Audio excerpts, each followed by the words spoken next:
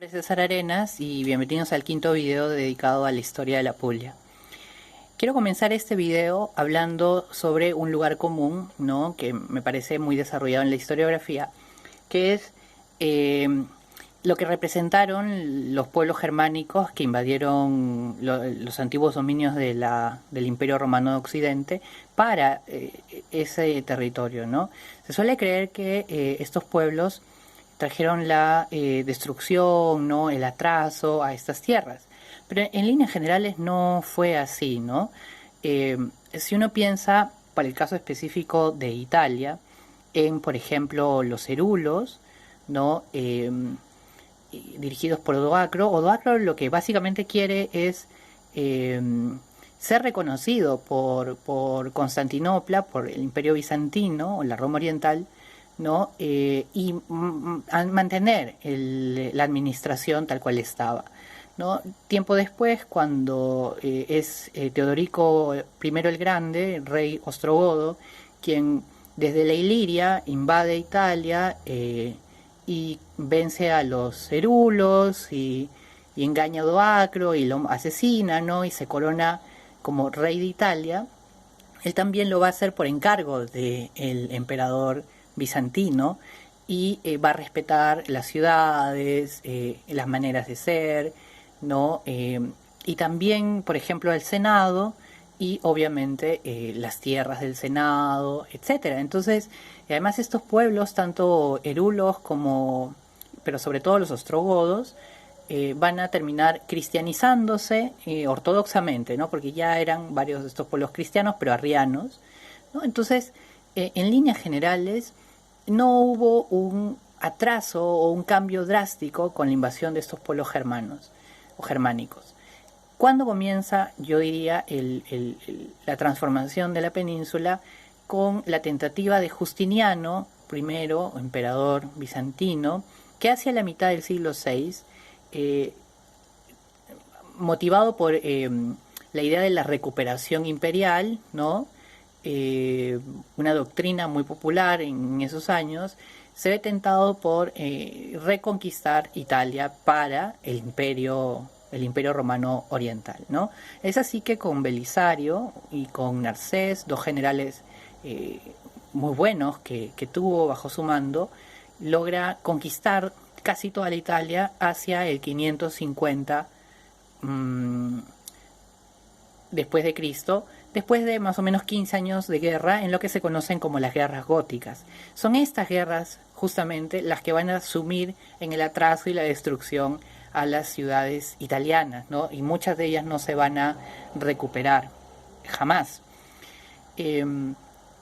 Bueno, pero no solo van a traer desventajas para el mismo territorio, sino también para el propio imperio bizantino, porque Justiniano va a quemar demasiados recursos militares en estas guerras, y otro pueblo, un pueblo más salvaje que los ostrogodos, menos romanizado, los lombardos, van a descender desde el noreste, ¿no?, desde el Friule, el Véneto, hacia Italia, y la van a conquistar, sobre todo el norte de Italia, ¿no?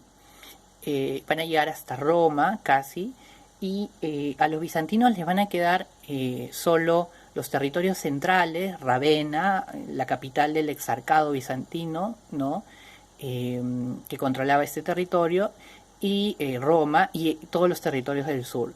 Sin embargo, poco tiempo después, ¿no?, un caudillo lombardo, Soto, va a decidir bajar más por la península y va a conquistar los actuales territorios, o bueno, va a llegar al centro y al sur de Italia, fundando los ducados de Spoleto y Benevento, ¿no? Benevento era esta ciudad de la que ya hemos hablado, muy famosa en las guerras pírricas, ¿no?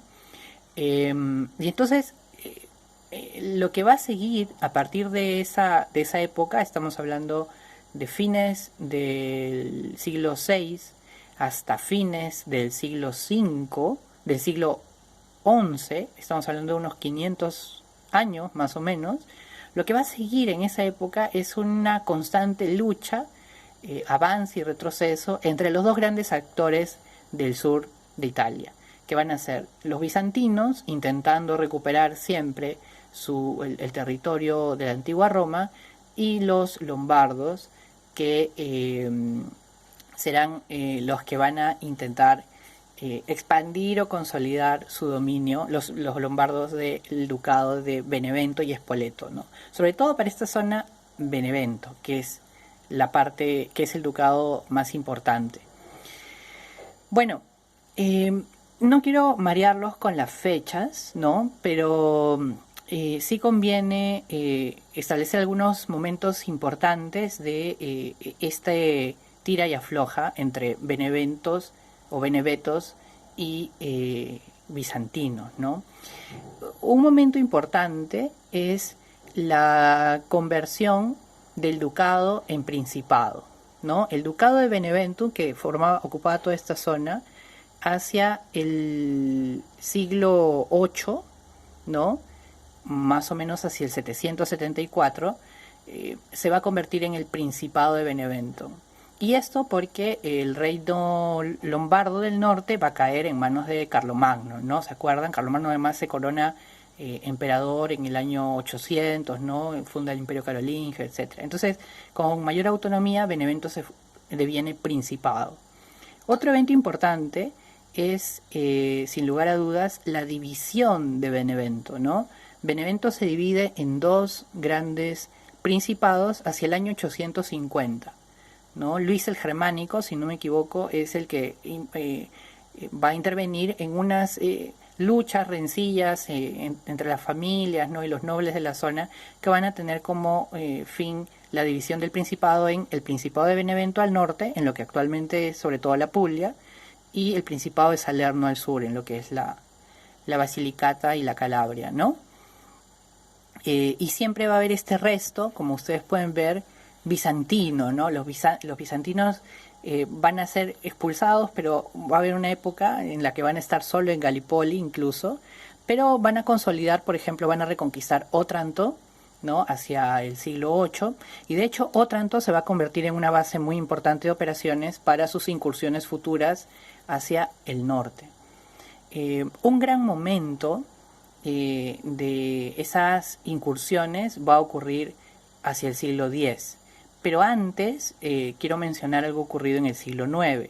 Entonces tenemos estos dos principados, pero hacia el siglo IX, estamos hablando de 1840, por ahí, los sarracenos, que ya habían conquistado la Sicilia, van a tomar posesión de Tarentum y de Varium, ¿no? Y van a formar los Emiratos Árabes en la península itálica, ¿no? Estos Emiratos van a tener una vida muy efímera, pero van a desestabilizar el Principado de Benevento, ¿no? Y eso va a ser muy importante, porque luego desde Otranto, los otrantinos, que son bizantinos, van a decidir reconquistar Varium, ¿no? Y luego van a irse más allá y van a llegar incluso a Beneventum, ¿no? Que la van a conquistar y van a formar en toda esta zona, que es lo que sería la Puglia, ¿no? Y que en realidad sería la Regio II de Augustus, no sé si lo recuerdan, van a formar algo llamado la Tema de Longobardía, ¿no? Esta Tema de Longobardía va a tener primero, obviamente su primera capital va a ser Bari o Varium, ¿no? Que va a aparecer por primera vez, ¿no? Con importancia esta ciudad que actualmente es la capital de la región, ¿no? Y luego va a ser Beneventum, ¿no? Que en ese momento era mucho más importante, un centro longobardo muy, muy importante. Después los bizantinos van a llegar a reconquistar varias partes de la Basilicata y la Calabria, ¿no? Y las van a llegar a unir. Y eso lo van a hacer en el siglo más o menos XI, ¿no? Inicios del siglo XI, en su máxima expansión por la península, reduciendo el Principado de Benevento a una fracción muy pequeña de sus dimensiones primeras. Pero esto va a ser efímero, porque el nuevo gobernante que va a cerrar, ¿no? Y va a volver a dar unidad a toda esta zona va a ser un extranjero, Roberto II Guiscardo, que era del pueblo de los normandos, del cual hablaremos en la próxima sesión. Muy bien, muchas gracias por su atención.